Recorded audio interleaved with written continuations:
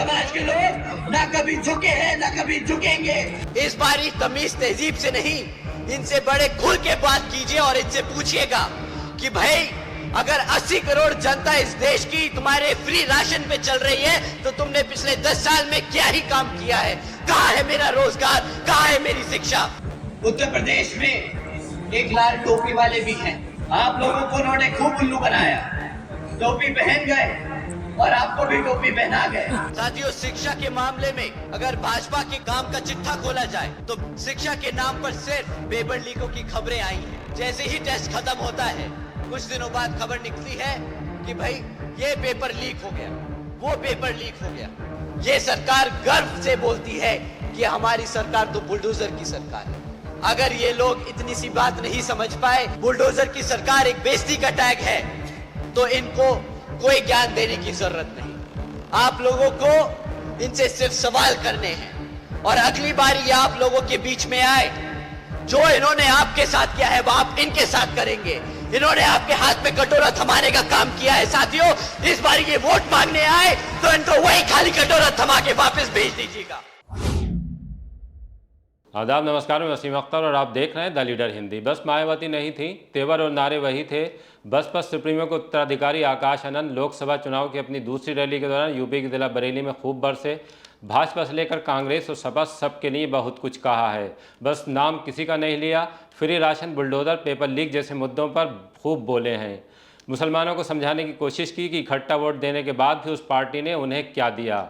उनका फोकस युवा वोटर रहे, वो उनका ध्यान खींचने में कामयाब रहे। सबसे खास बात यह रही कि उन्हें सुनने के लिए भीड़ पहुंची थी जब उन्होंने मंडल के तीनों प्रत्याशियों को साथ खड़ा करके नारा लगवाया, चढ़ गुंडन की छाती पर मुहर लगेगी हाथी पर। पब्लिक की तरफ से उन्हें भरपूर रिस्पांस मिला। अब वो काडर वोट को कितना साथ गए हैं, इसके लिए चुनाव के नतीजों का इंतजार करना पड़ेगा। उनकी सभा को हमारे साथी अभिनव रस्तोगी ने कवर किया है। आइए आपको बिशप मंडल इंटर कॉलेज के मैदान लिए चलते हैं। लोकसभा चुनाव में अब तक कहीं ना कहीं बसपा जो थी वो खामोश दिखाई दे रही थी, लेकिन आज जिस तरीके से यूपी के जिला बरेली में बिशप इंटर कॉलेज मैदान में बसपा के नेशनल कोऑर्डिनेटर आकाश आनंद की जनसभा हुई है, उसे देखने के बाद कहीं ना कहीं ऐसा लग रहा है कि बसपा फिर से अपने तेवर में वापस आते हुए नजर आ रही है। अगर इस जनसभा की हम बात करें तो आकाश आनंद ने भाजपा और समाजवादी पार्टी पर जोरदार हमला बोला है। उन्होंने सरकार की जो है कई ऐसी नीतियाँ हैं जिन पर सवालों के घेरे में खड़ा किया। ये लोग अपने आप को बहुत समझदार समझते हैं। ये बोलते हैं कि भारत ने गुजरात का मॉडल फॉलो किया और भारत को $5 ट्रिलियन की इकोनॉमी बनाने का काम कर रहे हैं। इन समझदारों से कोई सवाल करे और इनको एक फैक्ट दे कि भाई जब 2014 में आपने केंद्र की सरकार में अपनी सत्ता ली थी तब भारत की सरकार पर 58,60,000 करोड़ का कर्जा था। एक समझदार आदमी भी ये जानता है कि अगर उस पे कर्जा बढ़ता जाएगा तो वो फाइनेंशियली कमजोर होता जाएगा। वो कोई तरक्की नहीं कर रहा, वो कर्जे के पैसे पर जी रहा है। वो समय खरीद रहा है कि उसे कभी ना कभी तो वो पैसा चुकाना होगा। जब इन्होंने 2014 में भारत सरकार में ये लोग वोट लेके पहुंचे थे तो भारत सरकार पर 58,60,000 करोड़ का कर्जा था। आज 10 साल बाद 2014 में यही कर्जा बढ़कर 152 लाख करोड़ हो चुका है। साथियों, क्या यही है समझदारी का काम? कोई समझदार आदमी क्या इतना कर्जा लेता है? क्या कोई कर्जे से आज तक अपने देश को बड़ा बना पाया है क्या? आप ही बताइए साथियों। इन्होंने तो अगले 10 सालों बाद अपना पल्ला झाड़ लेना है। ये तो मंच पर आकर फिर खड़े होकर बोल पड़ेंगे, अरे हम तो फकीर आदमी हैं, झोला उठाकर चल पड़ेंगे। शिक्षा के मुद्दे को उठाते हुए जो पेपर लीक का मुद्दा है उसे उठाया है। उनका साफ तौर पे कहीं ना कहीं आरोप था कि सरकार जो है वो लोगों को शिक्षा और रोजगार नहीं देना चाहती, इसके लिए पेपर लीक के बहाने वो ढूंढती है। पहले पेपर कराती है, उसके बाद पेपर लीक के बहाने उस एग्जाम को रद्द कर दिया जाता है। साथियों, शिक्षा के मामले में अगर भाजपा के काम का चिट्ठा खोला जाए तो बीजेपी की सरकार के चलते हुए शिक्षा के नाम पर सिर्फ पेपर लीकों की खबरें आई हैं। आप लोग सब जानते हैं कि जब भी किसी भी सरकारी नौकरी के लिए एंट्रेंस टेस्ट होता है तो हमारे हजारों बच्चे हमारे हजारों युवा साथी लाइन से लगाकर वो टेस्ट देने मेहनत करने जाते हैं इस उम्मीद से कि उनको शायद टेस्ट में नंबर निकल आए, उनका कागज निकल आए तो शायद उन्हें नौकरी मिल जाए। परंतु जैसे ही टेस्ट खत्म होता है कुछ दिनों बाद खबर निकली है कि भाई ये पेपर लीक हो गया, वो पेपर लीक हो गया, और उसके बाद सरकार को बहाना मिल जाता है, सरकार को बहाना मिल जाता है वो सारी नौकरियां रद्द करने का। साथियों, वो लोग बहाना ढूंढते हैं, आपको किसी तरह रोजगार न मिल पाए वो बहाना ढूंढते हैं। इसी तरीके से सरकार की जो फ्री राशन की जो योजना है उस पर भी उन्होंने सवाल खड़े किए हैं। उन्होंने कहा कि सरकार जो है वो हर मंच से जाकर इस चीज़ का प्रचार प्रसार करती है कि वो 80 करोड़ लोगों को 5 किलो जो है वो राशन दे रही है। इसके अलावा उन्होंने प्रदेश की जो सरकार है उसकी बुलडोज़र नीति पर भी तंज कसा है। उन्होंने कहा है कि ये बुलडोज़र वाली सरकार है, ये बेइज्जती का टैग है और इस बेइज्जती का जवाब जो है वो इस बार जनता उन्हें देगी। साथियों, केंद्र की सरकार के बड़े छोटे नेता सब लोग मंच पे खड़े होकर बड़े फख्र से कहते हैं कि मित्रों, हमने आज बीजेपी की सरकार चलते हुए 80 करोड़ से ज्यादा देशवासियों को मुफ्त में राशन देने का काम किया है।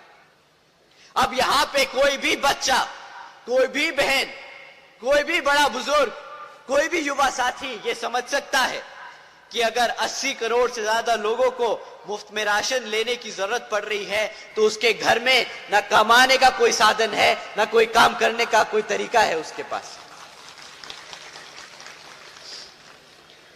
तो साथियों, इस बारी तमीज तहजीब से नहीं, इनसे बड़े खुल के बात कीजिए और इनसे पूछिएगा कि भाई अगर 80 करोड़ जनता इस देश की तुम्हारे फ्री राशन पे चल रही है तो तुमने पिछले 10 साल में क्या ही काम किया है? कहां है मेरा रोजगार, कहां है मेरी शिक्षा? प्रति एक घर में कितने का राशन पहुंच जाता है महीना? 500,000 रुपया,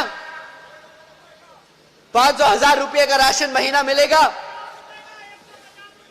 150 रुपए का। साथियों, हम कहते हैं महंगा से महंगा कर लो तुम करप्शन, इसमें भी ले जाओ 1000 रुपए का राशन। साल में 6,000 रुपए से ज्यादा का राशन नहीं मिलता है हमारे गरीब लोगों को। साल में 6,000 रुपए से ज्यादा का राशन नहीं मिलता। साथियों, इनका गुजरात मॉडल अगर यही कहता है तो नहीं चाहिए हमें गुजरात का मॉडल, नहीं चाहिए हमें ऐसा फ्री का राशन। हमें अपने पैरों पर खड़े होने का अवसर चाहिए जो हमारे बाबा साहब दे के गए हैं। साथियों, ना सुरक्षा दे पाए, ना शिक्षा दे पाए, ना रोजगार दे पाए, जिन लोगों के सर पे छत थी वो भी छीन ली। ये सरकार गर्व से बोलती है कि हमारी सरकार तो बुलडोजर की सरकार है। हमारी जनता ने, हमारी भोली जनता ने इसलिए आपको वोट नहीं डाला था, इसलिए आपको वोट नहीं डाला था कि आप हमारे घर उखाड़ दें, अपनी बुलडोजर हमारे लोगों की छत उखाड़ने का इस्तेमाल करें। साथियों, अगर ये लोग इतनी सी बात नहीं समझ पाए कि ये एक बेइज्जती का टैग है, बुलडोजर की सरकार एक बेइज्जती का टैग है, तो इनको कोई ज्ञान देने की जरूरत नहीं। आप लोगों को इनसे सिर्फ सवाल करने हैं और अगली बार ये आप लोगों के बीच में आए, जो इन्होंने आपके साथ किया है वो आप इनके साथ करेंगे। इन्होंने आपके हाथ में कटोरा थमाने का काम किया है। साथियों, इस बार ये वोट मांगने आए तो इनको वही खाली कटोरा थमा के वापस भेज दीजिएगा। इसके अलावा अगर हम बात करें तो उन्होंने कहीं ना कहीं अखिलेश यादव का नाम लिए बगैर उन पर लाल टोपी वाले भैया कहते हुए कटाक्ष करा। उनका कहना है कि एक लाल टोपी वाले भैया भी हैं जो पिछली बार चुनाव जीतकर सूबे की सत्ता में आ गए थे और उसके बाद उन्होंने यहाँ की जनता के लिए कुछ नहीं किया था, खासकर मुसलमानों के लिए। वो मुसलमानों का वोट लेकर जो है वो सत्ता में काबिज हुए थे, लेकिन इसके बावजूद उन्होंने मुसलमानों पर जो अत्याचार हुए उसके खिलाफ नहीं बोला। इस बार के चुनाव में जो है वो मुसलमान कहीं ना कहीं समाजवादी पार्टी को इसका जवाब देते हुए नजर आएंगे। उत्तर प्रदेश में एक लाल टोपी वाले भी हैं।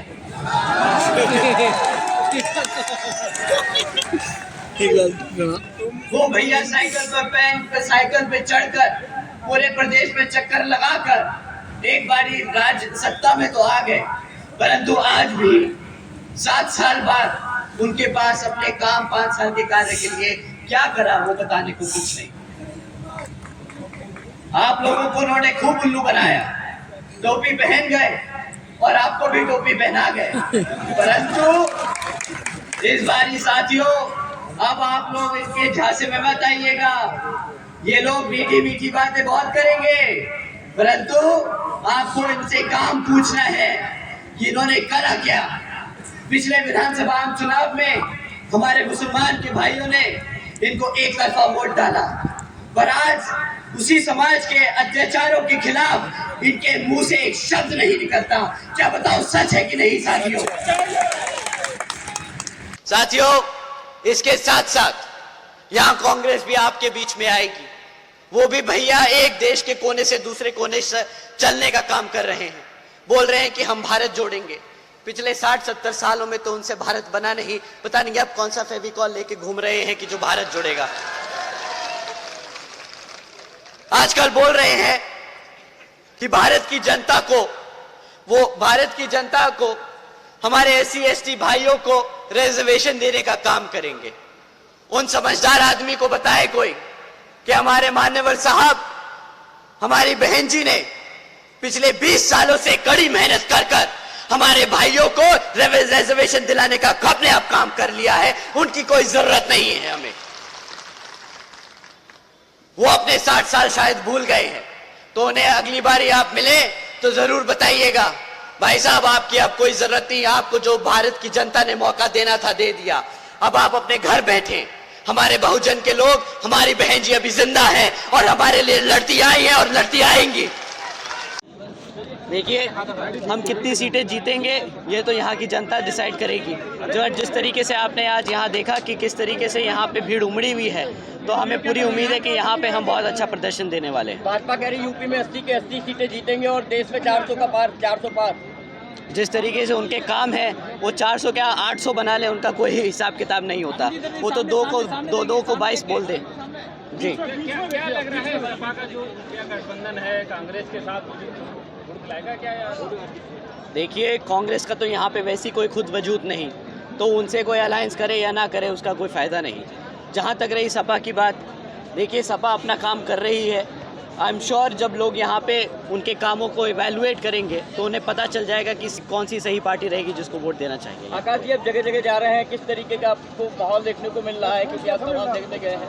मैं आपको देख रहा हूँ, PPP से हैं, आप भी हमारे साथ हर जगह चल रहे हैं, तो आप तो देख ही रहे होंगे कि किस तरह से हमें सपोर्ट मिल रहा है। क्या लग रहा है? जो हमारे समाज के खिलाफ है वो हमारे लिए गुंडा ही है। योगी आदित्यनाथ के बारे में क्या कहेंगे? वो तो कहते हैं यूपी में कानून व्यवस्था बहुत अच्छी है।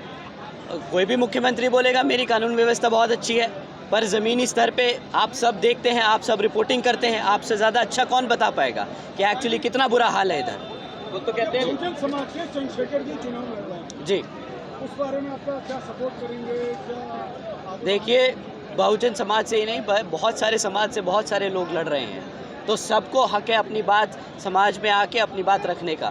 तो बिल्कुल आई एम श्योर अगर वो लड़ रहे होंगे तो कोई अच्छी चीज़ के लिए ही लड़ रहे होंगे, परंतु हमें पता है कि हमारी बहन जी क्या काम करती आई हैं और उन्होंने क्या काम किए हैं। हमारे को पूरा भरोसा है, हमारा समाज हमारे साथ खड़ा है। इस बार अलायंस ना करने का क्या मकसद रहा? किसी के संग गठबंधन नहीं किया आपने? पहले हमेशा गठबंधन रहा है, कभी सपा से भाजपा के साथ भी रहे आप।